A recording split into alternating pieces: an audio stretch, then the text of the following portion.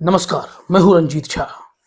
जब धाकड़ संस्था एडीआर ने तमाम सबूतों को इकट्ठा करते हुए सुप्रीम कोर्ट में स्टेट बैंक के खिलाफ कंटेम्प्ट ऑफ कोर्ट केस करने की याचिका लगा दी, तो ठीक उसके बाद स्टेट बैंक ने सबूत मिटाने का खेल शुरू कर दिया और इसको लेकर बहुत बड़ा खुलासा हुआ है।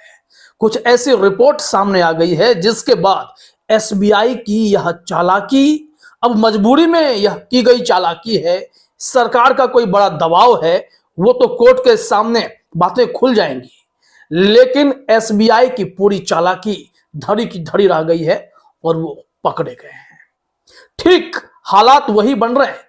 चुनावी बॉन्ड योजना में जो सिचुएशन अभी दिखाई पड़ते हैं, याद कीजिए गौतम अडानी से जुड़े केस में सेबी को जब रिपोर्ट सौंपनी थी सुप्रीम कोर्ट को, तो सेबी ने भी खूब समय बिताए, खूब समय लिया, महीने दर महीने गुजरते चले गए और फाइनली सुप्रीम कोर्ट में अडानी को साफ सुथरा बता दिया गया। ऐसे में अब स्टेट बैंक भी क्या उन डोनर्स को बचाने की कोशिश में है जिन्होंने इलेक्टोरल बॉन्ड के जरिए चंदा दिए हैं? और इस मामले में जो खुलासा हुआ है सबूत मिटाने को लेकर, वो तो अभी हम आपको दिखाने ही वाले हैं, लेकिन ठीक उससे पहले ex finance secretary Subhash Chandra Garg ने टीवी चैनल पर बहुत ही सटीक बातें कही थी कि स्टेट बैंक से सुप्रीम कोर्ट ने जितनी भी जानकारी मांगी है वो उनके फिंगर टिप पर है, वो मिनटों में यह जानकारी दे सकते हैं। See, the Supreme Court has asked SBI to provide only two simple set of information. One information is that for each donor, what was the nomination of the electoral bond you bought and on what date it was bought by them. That is the information on the buyer side. For the political parties, the information is that which date you received which bonds and the amount thereof, and which is deposited by the political party in the SBI. These two information sets are always available because they are part of the accounts, they're part of the system.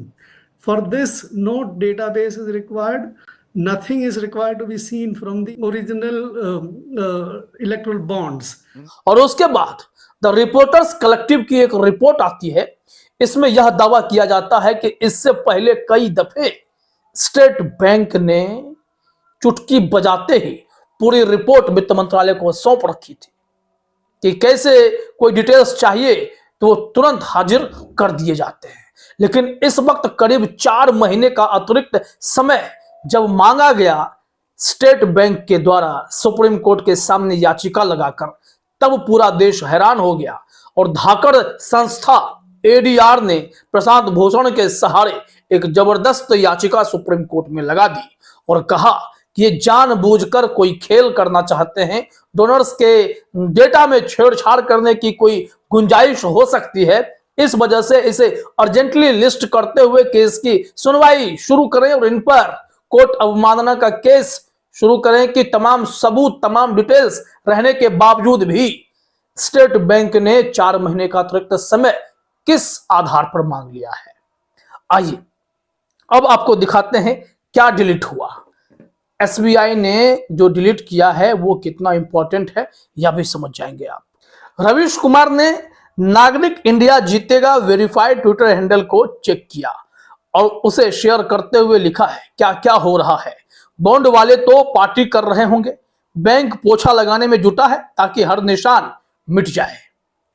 और India जीतेगा ने screenshot share किए हैं, ये FAQ है, frequently asked questions, जो state bank की website पर अवेलेबल अमूमन होते थे, उसे डिलीट किया गया है। लिखा हुआ है the official SBI has now deleted the FAQ on electoral bonds that was available at this URL। इस लिंक पर क्लिक करने पर वो डिटेल्स अब नहीं मिलता है। यहाँ लिखा गया है it only proves that SBI has a lot to hide. In the document, SBI describes KYC details captured and its internal account where money is parked on purchase of bond. बताया जा रहा है कि उस डॉक्यूमेंट में SBI बताता है कि केवाईसी डिटेल्स कैसे कैप्चर किया गया है और कितना जो इंटरनल अकाउंट है वो कहां पैसा है, इन तमाम चीजों को लेकर एक एफएक्यू का जवाब होता है। जो सवाल आपके मन में होंगे वो डिटेल्स अब वेबसाइट से हटा दिए गए हैं। आखिर ऐसा करने के पीछे की मजबूरी क्या रही होगी, यह समझना जरूरी है।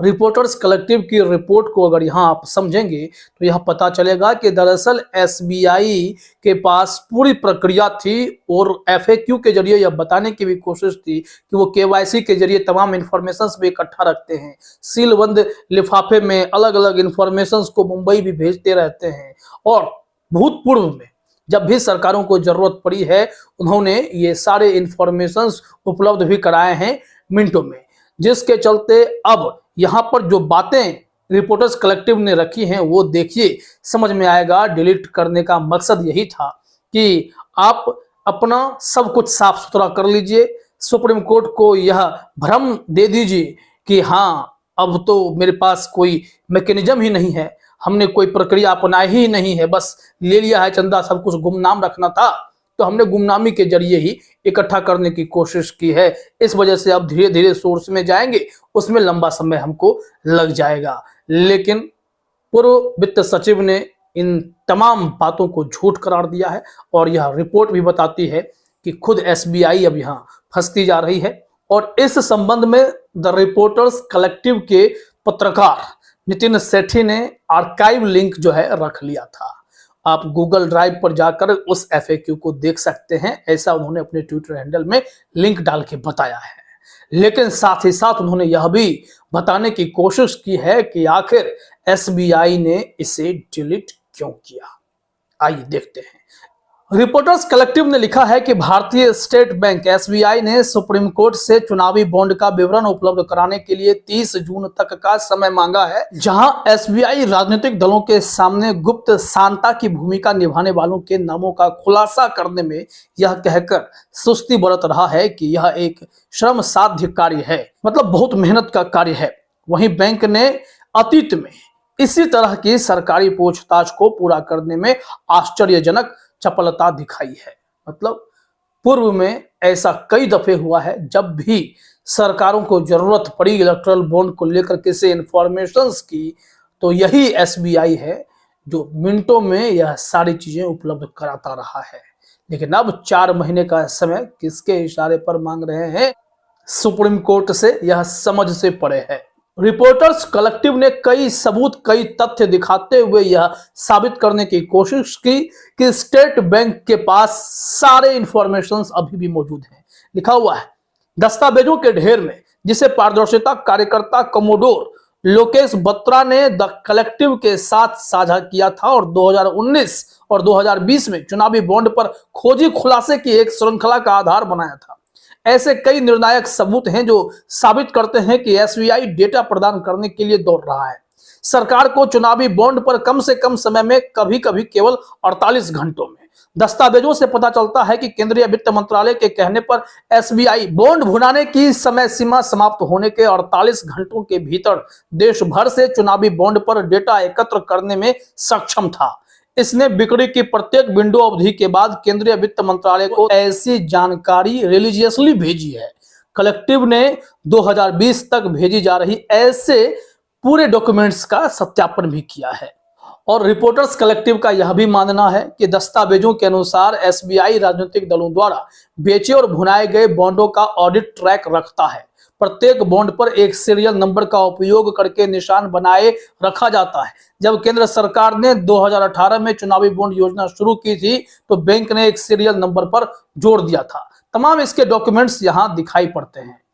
एसबीआई ने खुद कबूला है कि सुप्रीम कोर्ट ने जिस 2 सेट में इंफॉर्मेशंस मांगे हैं, दोनों डेटा सीलबंद लिफाफे में मुंबई मुख्यालय एसबीआई के भेजा जाता रहा है। यहाँ रिपोर्टर्स कलेक्टिव ने लिखा है कि एसबीआई का दावा है कि बॉन्ड की बिक्री पर शाखाओं से डेटा सीलबंद लिफाफे में उसके मुंबई मुख्यालय को भेजा जाता है। इसी तरह बॉन्ड भुनाने वाले राजनीतिक दलों का डेटा नामित शाखाओं द्वारा सीलबंद कवर में भेजा जाता है। बैंक ने कहा कि गुमनामी बनाए रखने के लिए बिक्री और नकदीकरण के आंकड़ों को अलग कर दिया गया है।